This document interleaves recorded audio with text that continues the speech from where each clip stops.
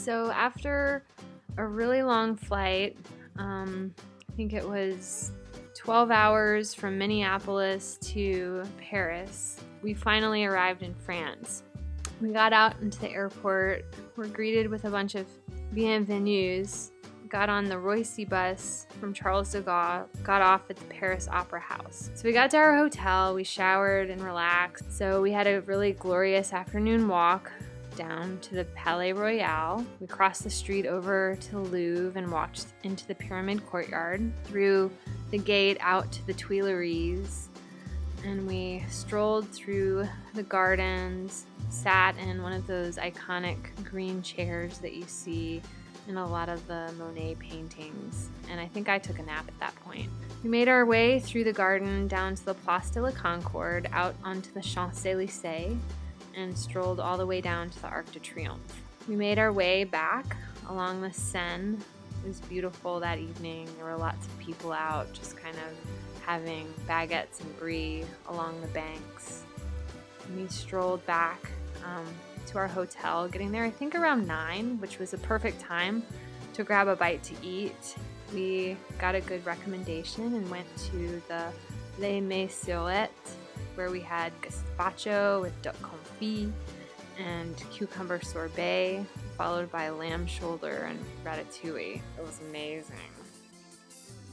Day 2 in Paris was our epic day. I'm fairly certain that we woke up at 8 a.m., we're down to breakfast at our hotel at 9, and then we headed out to the Marais. We stumbled across a huge construction project on our way, something like we'd never seen before, and there were a bunch of signs saying that it had to be Les Halles Canopy, which we guess is a Renzo Piano project, judging by the curving roof forms. So we took a long stroll down around in the Marais district, looking at a bunch of shops and stopping at a sweet little square for a much-needed respite. After this, we made our way to our main attraction, the Musée de Picasso, which is a glorious museum celebrating the artist. We had lunch at Lac du Falafel, a little falafel stand in the Jewish quarter. We went over to the Place de Vosges and sat down in the grand courtyard there for a little bit. And then we headed over to the Pompidou Center, where we got these excellent views out to the city. Really, really amazing. One of the great places to check out Paris in addition to the Eiffel Tower. While we were there, we checked out some interesting video installations, and we missed the exhibit on Le Corbusier. I can't remember why. To stay cool, because it was 97 degrees that day, we just kept at it, making our way over to the Musée d'Orsay for the evening hours. We checked out some masterpieces by Manet, Van Gogh, Gauguin. And then after that, we strolled over to the Eiffel Tower, stopping in at a little 7-Eleven type shop to pick up our dinner and wine for a picnic. The sunset was simply amazing. There were many, many, many other people enjoying us. It was just a really fun night out. And then, of course, it wouldn't be complete without someone asking us every 5 minutes if we would like a bottle of wine or to buy a selfie stick.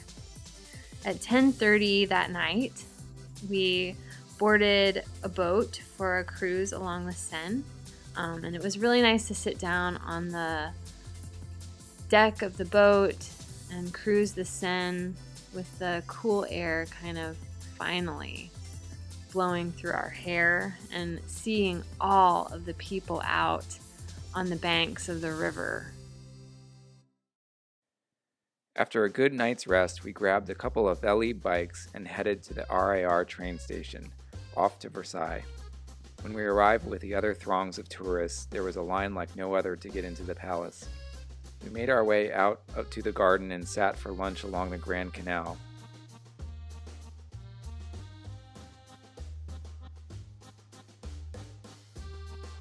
Next, we headed to the Grand Trianon Palace, which was a delight.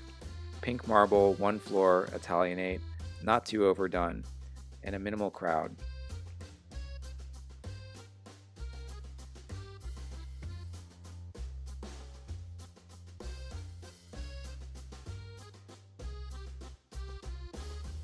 We also really enjoyed the hamlet and domain of Marie Antoinette. It was pastoral even if it was a bit Disney-like.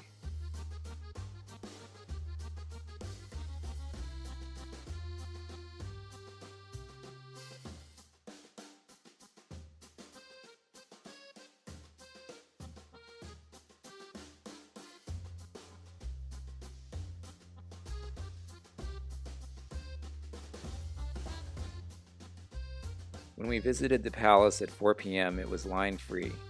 Versailles is all that and more, lots of gold leaf everywhere.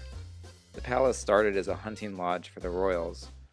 Once Louis XIV became king, he grew weary of life at the Louvre and transferred much of his court to Versailles, where they could live a more pastoral life and not cause trouble for the king. He expanded the palace more than twofold over 60 years. The Hall of Mirrors is pretty much the only hall. Otherwise, circulation is from room to room.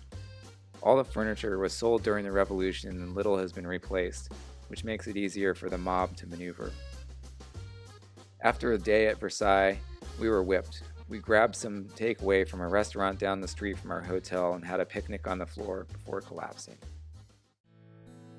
After Versailles, we slept for over 10 hours, got up late, and lounged around until about 11:30 before going over to the Ile de la Cité.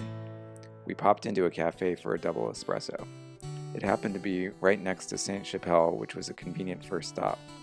The chapel was built to house the king's relics, including the crown of thorns.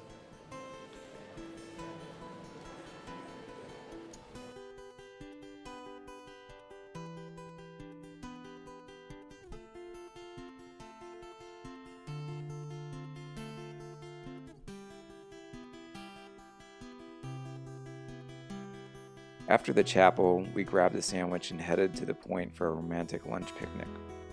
By the time we got to Notre Dame, the line wrapped around the entire square, so we skipped it with a plan to return on Sunday first thing. It seems that there are more Americans in Paris than Parisians. We walked to the Latin Quarter, stumbled across Shakespeare and Company, the famous Anglophile bookshop that was reminiscent of city lights. While walking back to the hotel, we paused in the courtyard of the Louvre to admire the building.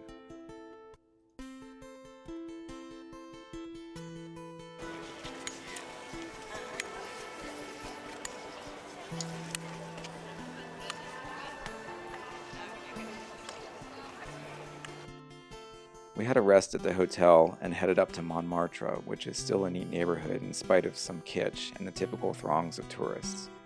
It felt a lot like San Francisco and had a number of nice, quiet, windy back streets off the beaten path.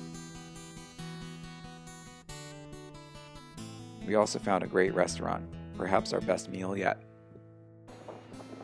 After dinner, we went to the Arc de Triomphe with the hopes of going up to the top to get some views of the city. Unfortunately, it had already closed, but the dramatic weather made it really interesting to view anyway.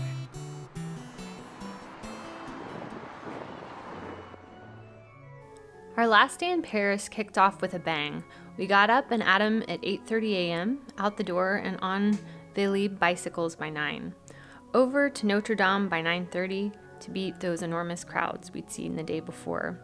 The rose windows of the cathedral, the gorgeous choral music of Sunday Mass, and the side chapels above the transept were well worth it.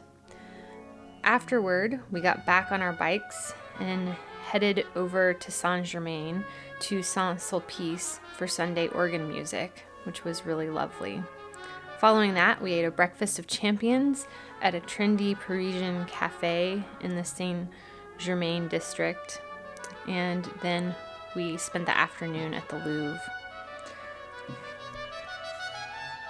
I really appreciated the architecture and how the art is displayed within the building. The more ancient portions that are rustic contain the Greek and Roman antiquities. These are housed at the foundation level. The upper regal galleries still have gold leaf, and the paintings on the walls are from the palatial times. Really amazing. Again, we love the antiquities and spending time with sculptures by Praxiteles. After the Louvre, we hopped on a train to the city of Beaune, where we arrived to brighter sunshine and a hip hotel that had strong air conditioning.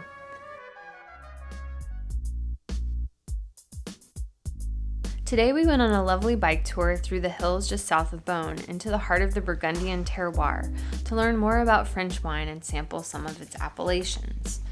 Our guide, Florian, taught us about the region and a bunch about the wine. Here are some of the facts. The wine classifications in Burgundy are very complex. They're divided into a system of lower quality wines all the way up to very, very premier wines. At the lowest rung, they're regional wines. On the wine bottle, these will just state the region, which is Bourgogne. These are less complex. They grow on flat land.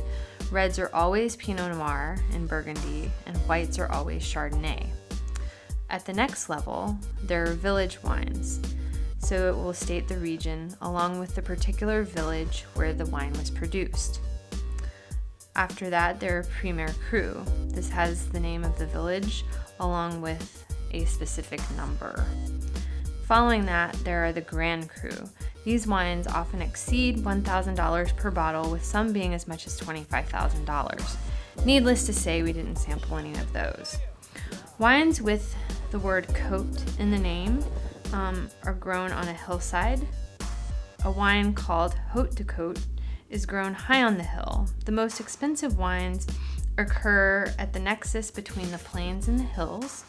Everything affects a wine's terroir: soil, weather, elevation, and the winemaker's process. The soil in Beaune is limestone based. There's a limestone quarry above the town, which is where the stone for the Louvre was mined. Small villages compose the entire region. Monks studied this land and worked with their findings to produce some of the earliest wines.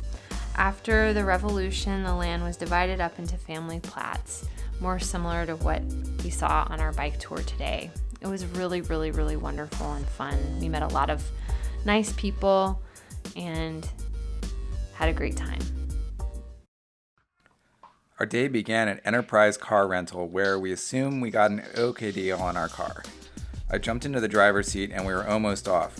Well, after we asked for and got a GPS, without which we would have been lost. Getting to the highway from Beaune took probably 6 traffic circles. The A40 auto route, however, was a piece of cake, minus a small fortune we spent on tolls. We popped into Annecy for lunch. It was extremely hot, extremely quaint, and had an extremely gorgeous lake, very blue with lots of boats. It is known as the Venice of the Alps because it has 2 canals running through the vibrantly painted Old Town. We had culture wars getting out of Annecy. We never saw a place to pay for our parking ticket, and as we were leaving the garage in a long line of cars, the automatic gate asked for a paid ticket. No way to back out of that one, so to speak. Then we drove on to Chamonix. Driving in the Alps was great. It was gorgeous. The highway was perfect, with no potholes. Clean and smooth, with gorgeous concrete arches and long viaducts. Just beautiful. We arrived in Chamonix to our Airbnb to a large family emergency. The owner, Aaron, whom we had heard so much about in rave reviews, had passed away just 4 days prior in a paragliding accident. The family was arriving, making funeral plans, and was rather downcast. It made our stay a little uncomfortable as we didn't know exactly what to do and felt like intruders. It was a reminder that real-life events may happen at any time, even on holidays or honeymoons. Reminded of how it's so critical to live life to the fullest, we went up the Aiguille du Midi, the gondola that takes visitors to the high point of the spire near the base of Mont Blanc's summit. The views atop the Aiguille du Midi were unreal and amazing. A delicate artifice of concrete had somehow been constructed into the existing rock, making up a series of viewing platforms, an alpinist exhibit, and a cafe. The French take everything to extremes. True daredevils. It is not enough just to solo climb a spire. It should be a free climb solo, without ropes, and then paraglide down. Crazy.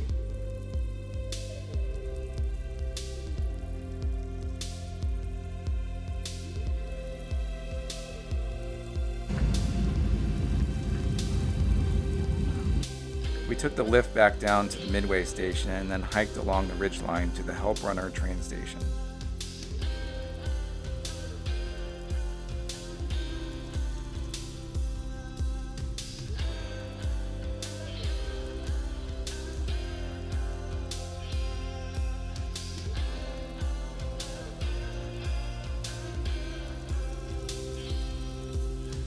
While we were up at Les Signal, the high point in the trail, with an excellent view out onto the glacier, the Mer de Glace, thunder started rumbling. While many others just continued hiking or sat nonchalantly, we hightailed our way down the trail. Juliet remembers asking, "Are we being alarmist?"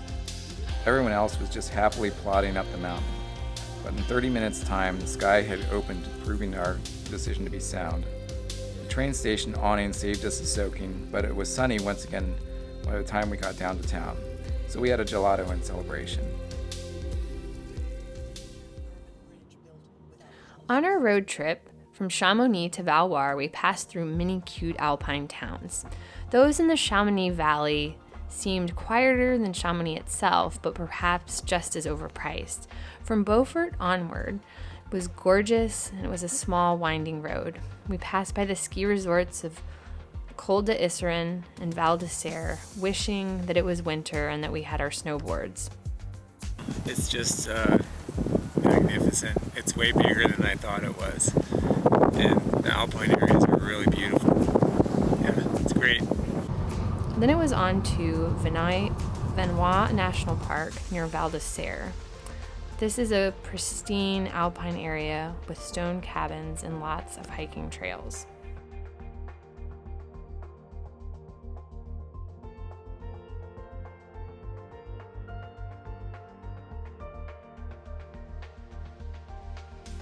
The afternoon brought us to Fort Victor Emmanuel, which was a sweet surprise of a fort situated on a limestone bluff with crazy rock climbing traverses. We entered the Marianne Valley in the late afternoon, which is a very scenic mountain valley where we would see the tour the following day. We began up the route to Grand Alps toward Valoir. This is the scenic thoroughfare through the French Alps. Many cyclists tour it, but I have no idea how they do it because it's nonstop, crazy mountain passes. Our destination was Valoir, an adorable mountain town, ski resort, and cycling hub for all major mountain routes and cols, including the Galibier, Col de Telegraphe, and the Marianne. We had a wonderful room with a balcony overlooking peaks, which made it a delight for picnicking.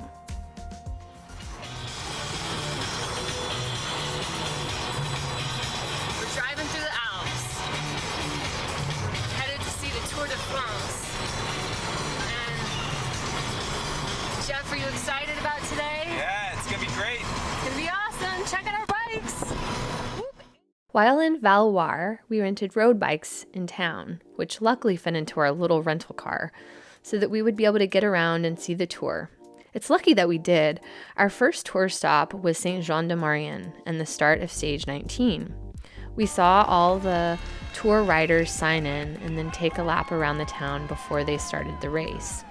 As we followed behind them up the hill to our next viewing stop, we were halted by the tour police and told that we either had to lock up our bikes and walk up the hill or ride on up 18 kilometers to the finish.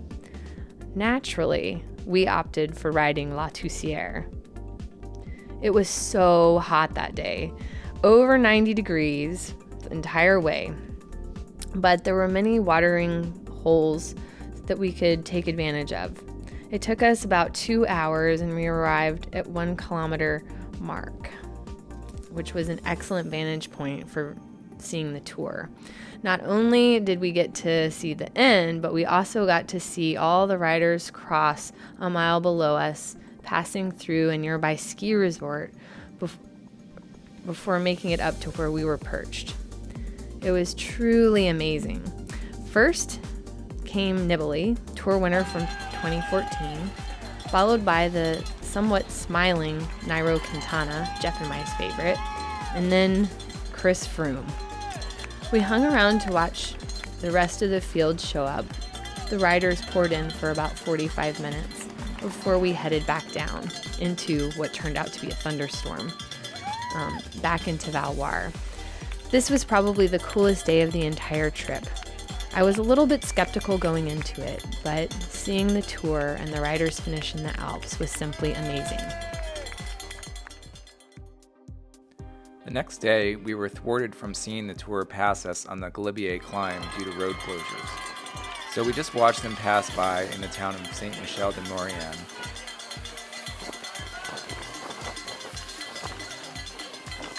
Definitely not as exciting, but it left our afternoon wide open. So we took the time to climb the Galibier on our bikes ourselves. What a fantastic ride. Juliet stopped partway and said to me, "I don't know what is going to be crazier, going up or going down." We arrived at the summit in the mist, satisfied at climbing 4,000 feet. This is a major highlight for me as I have watched the tour climb this legendary road for years. Day 12 was a transition day. We spent the morning taking a short hike around Valoir and its surroundings. We walked up the mountainside to a small village with a rustic church overlooking the valley. The Alps are not just for recreation. People live and work high in the mountains.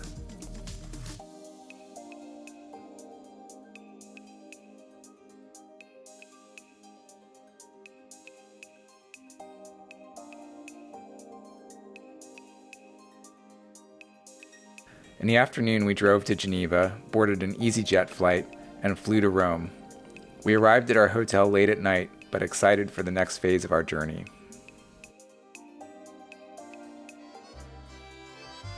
On our first full day in Rome, we spent our time walking about. We visited many piazzas, including the Piazza dei Popolo, the Barberini, and the Navona.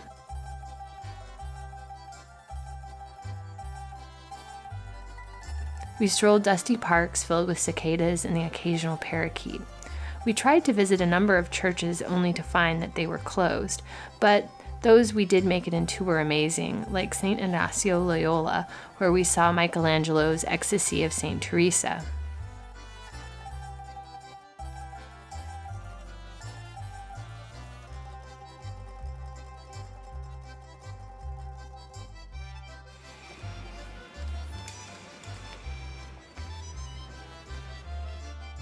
In the afternoon, we toured the Pantheon listening to Rick Steves' audio tour.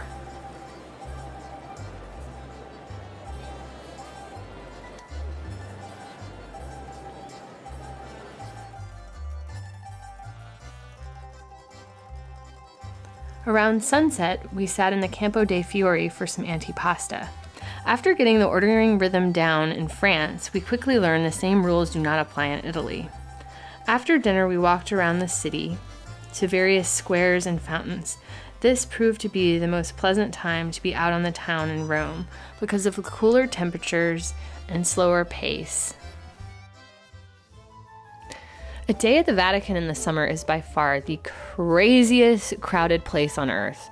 Throngs of tour groups traipsing through the museum at a high pace make it hard to enjoy the treasures that we studied in art history, from the Raphael rooms to Laocoon, another Leonardo da Vinci unfinished work, Caravaggio, pieces that are so canonized and glorious that you want to savor them and dwell, but it's just impossible.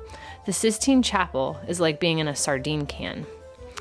St. Peter's, however, at the size of multiple football fields, is accommodating and one of the most amazing architectural spaces we entered while in Rome. Traveling up inside the dome between two shells and coming out on the top for a splendid view of the city was well worth being stabbed by someone's selfie stick in the process. The collage of the city and the Order of the Vatican are best seen from this vantage point. The interior of the dome is also wonderful from up high. Even though St. Peter's is gold-plated and a Bernini masterpiece, it doesn't feel completely over the top like Versailles due to the scale of the space. It's digestible, and digestible even after a long day at the Vatican Museum. Yet it's similar to the Grand Canyon. It would take time to fully comprehend. Its piazza is nice, but shortly after sitting for a sketching session, a pigeon pooped on my head. That was followed by my blood sugar levels reaching an all-time low, and then a major faux pas at a gelato place that ended us quickly leaving and returning home to the hotel for a picnic in the comfort of air conditioning. We ventured to the Capitoline Hills, stopping at various treasures along the way. A column similar to Trajan's, an elephant obelisk, the turtle fountain, the Jewish quarter that offered a view onto the Forum. Walking Rome, you can't help but to stumble upon some kind of remarkable ruin every 500 feet or so. We picnicked on the steps of the Capitoline Museum, taking in Michelangelo's Campidoglio. A lunch of Safeway salads was simple and uncomplicated, and required no Italian communication. After the Vatican crowds, the Capitoline Museums were a dream come true, despite a protest going on outside. We made it to the Colosseum by 9 a.m. to try and beat the crowds. This worked for about 20 minutes before the masses arrived. We spent a good part of the morning wandering the famous building, which is truly remarkable. It was considered very high technology 2,000 years ago. Then we walked across the street to the Roman Forum, a cluster of architectural treasures and the site of many historic events, including the assassination of Julius Caesar.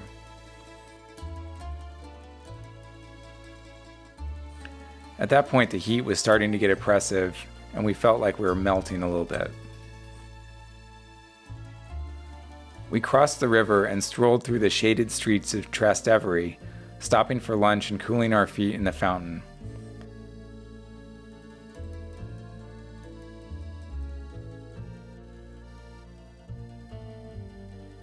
On our return to the hotel, a thunderstorm blew through, a welcome relief from the heat.